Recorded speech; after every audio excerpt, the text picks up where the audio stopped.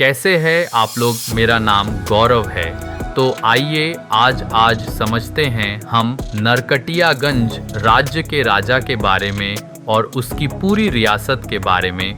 कैसे एक ऐसा शासन स्थापित होता है जो बड़े शान के अंतर्गत वह पूरा कार्य करता है।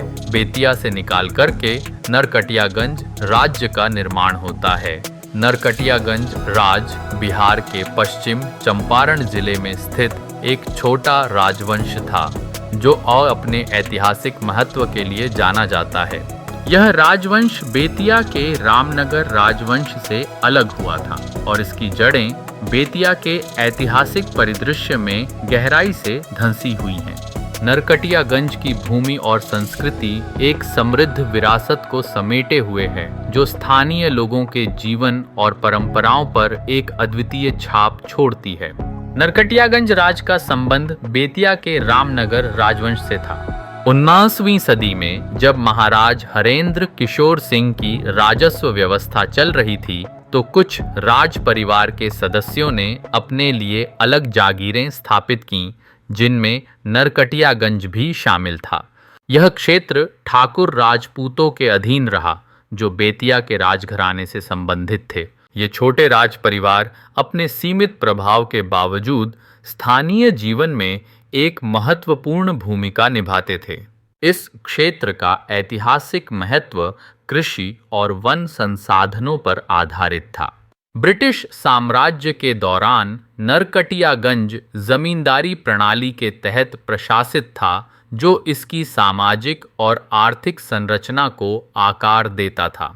ब्रिटिश राज के पहले जमींदारी में स्थानिक विकास की कई संभावनाएं थीं, लेकिन इसने कई सीमितताओं को भी जन्म दिया।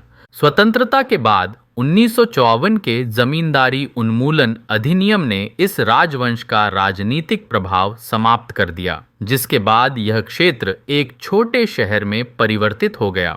आज नरकटियागंज एक छोटा कस्बा है जो बेतिया से लगभग 20-25 किमी दूर स्थित है। यहाँ आज भी कुछ पुराने राज परिवारों की हवेलियों और महलों के अवशेष हैं जो इसे ऐतिहासिक दृष्टि से महत्वपूर्ण बनाते हैं। हालांकि ये भवन बेतिया के रामनगर राजमहल जितने भव्य नहीं हैं, फिर भी ये स्थानीय संस्कृति और इतिहास की कहानी बयां करते हैं। इसके निकटवर्ती तीर्थ स्थल जैसे वाल्मीकि नगर और गौतम कुंड अद्भुत धरोहर के प्रतीक हैं। नरकटियागंज राज का इतिहास और वर्तमान विचारशीलता हमें यह सिखाती है कि कैसे छोटी छोटी रियासतें और उनके शासक स्थानीय सामाजिक और राजनीतिक स्वरूप को प्रभावित करते हैं। यह रियासत बेतिया और रामनगर राजघराने का एक महत्वपूर्ण हिस्सा रही है, जहां से हमें एक समृद्ध ऐतिहासिक संदेश मिलता है। इस राजवंश की कहानी सीमित संसाधनों से लेकर स्वतंत्रता के बाद की बदलती दुनिया तक संस्कृति की गहराई में एक अनूठी खोज है।